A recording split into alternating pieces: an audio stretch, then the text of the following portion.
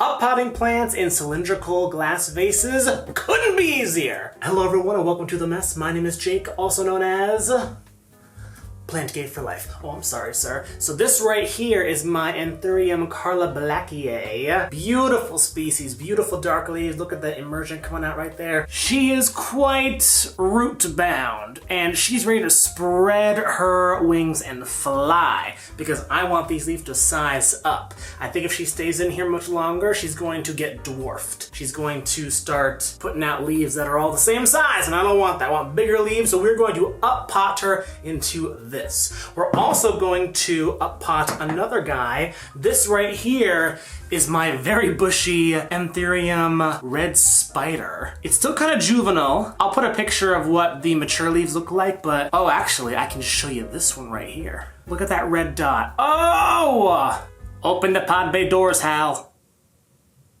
Hal, I said open the pod bay doors. Listen, bitch! I said to open the pod bay doors! I'm sorry, I'm afraid I can't do that. You motherfucker. Alright guys, I'm going to show you how I do this. I'm on the floor, but you can do this preferably on a table. I don't have a table, guys. Alright, let's get some potting mix. So I got some water here. Okay, we're gonna put in some moss, a little bit of orchid mix, and I normally would put some tree fern in here as well. I'm fresh out of tree fern though, so oh woe was me. But that's okay, guys. I just like to have some texture in there, and I'm finding some good success as opposed to just using all sphagnum moss. Just because when sphagnum moss dries out, it gets very hydrophobic, and when sphagnum moss dries out, the whole thing dries out. Whereas if you have different media in there that dries out at different rates and absorbs different amounts of moisture at a time, then I feel like the plant will be less likely to get underwatered. Let's get the new home. My hands are so dirty. Get closer, get down there. Okay, now one thing that I really love about cylindrical vases without a lip is that it makes them so easy to repot, to up-pot. You just pull it out like that, guys. And you don't have to worry about disturbing the roots. They just come right out. Bada bing, bada boom. So we're going to put her down right there just for a mo. Just for a mo. We're going to put a little base at the bottom here, just for her to sit on top of. And because some of the fluvostrum at the bottom was dislodged, I'm going to create a little mound so that she can fill in that gap. There we go. I'm going to fill with pumice up until her reservoir line where the fluvostratum was. If I had extra fluvostratum, I would just use more fluvostratum, but it really doesn't matter, guys, as long as it's a free draining medium. Okay, yeah. Use like a scoop or something. Don't use your hands because, as you can see, I am failing at this right now because little rocks are going everywhere, and yeah, it's just not working out. I'm failing, and so do as I say, not as I do. Okay, where's my brush? Need my brush. Move that pumice around until it lines up with the fluvostratum.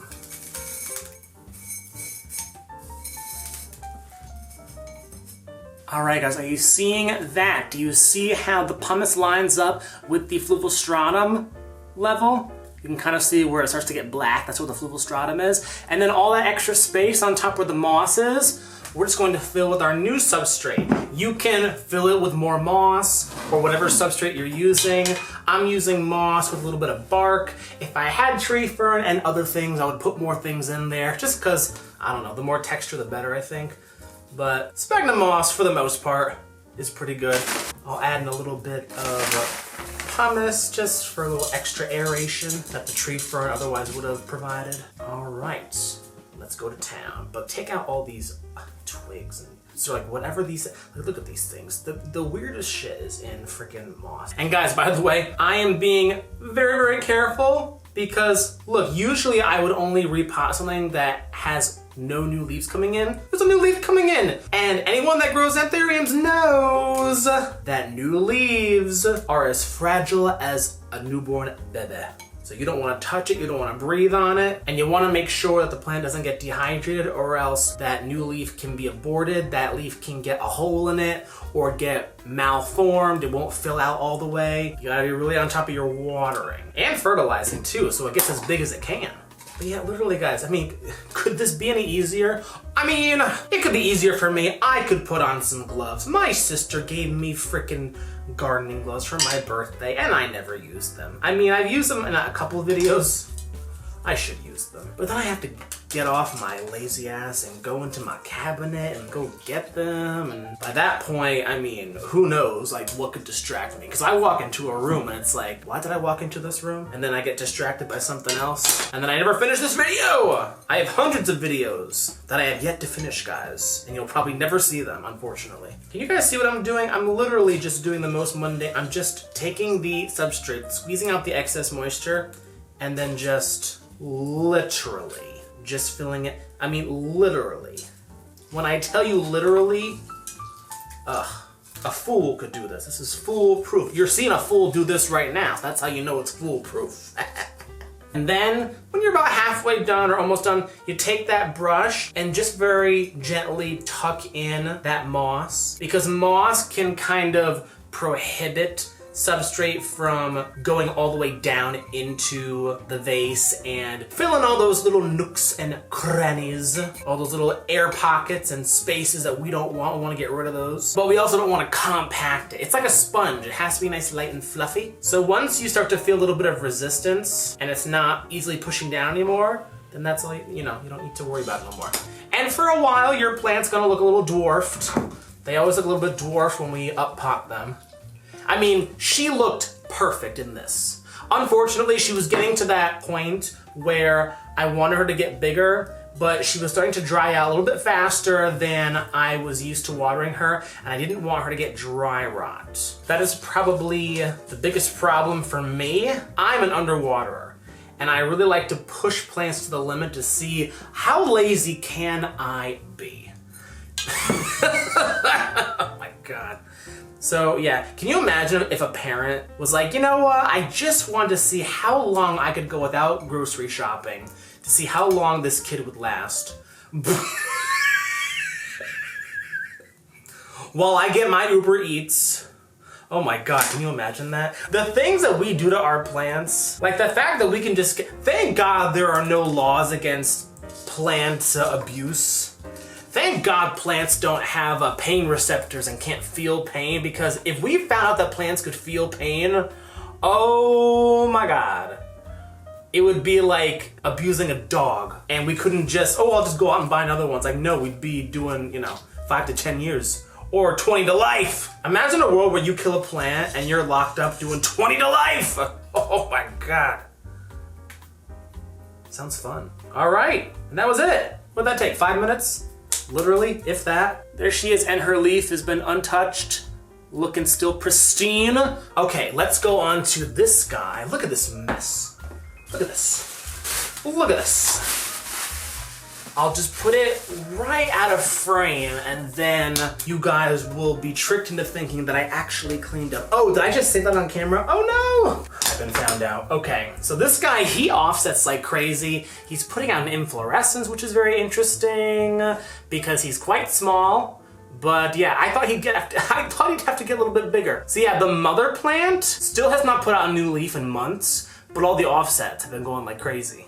So that's the thing with offsets. They make the plant look bushy, but it prohibits the mother plant from really doing anything, which is fine. We're not gonna propagate this, not yet. Just because I love this guy too much and I don't really wanna screw anything up right now. I wanna wait till he gets like really, really big to propagate him. Also, I have no plan on selling or trading just yet. In the spring, we'll do that.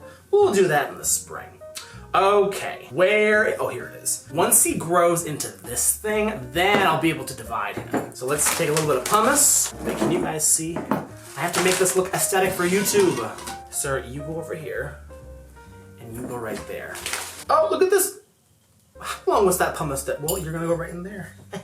And that one there, and that one there. A good soldier never leaves a pumice behind. We're going to put that in there. Guys, I really should, you know what? I'm going to do this the right way. Hold the phone. Where are you? want you. I need you.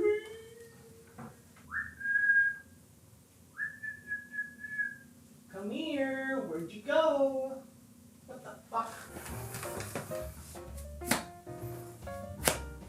I'm going to use this spoon. For what? Oh, right, this. And we're gonna take the pumice and we're going to put it in on the sides just like that. Just like that, baby. Let's spread that around town. I have no plans to pollinate this thing. This is the first one, so it's probably a dud anyway. Usually the first one or two are sterile. But I want the plant to make the inflorescence so that it knows, you know, how to make the inflorescence. So that when the second or third one comes in, it's more likely to not be sterile. You know, it needs to put out one to full term. So like it knows how to make it. You know what I'm saying? I feel like if I kept cutting off the flowers before they reach like their full maturity or whatever, will the plant even know how to make a flower, like a proper flower that can bear berries? I don't know.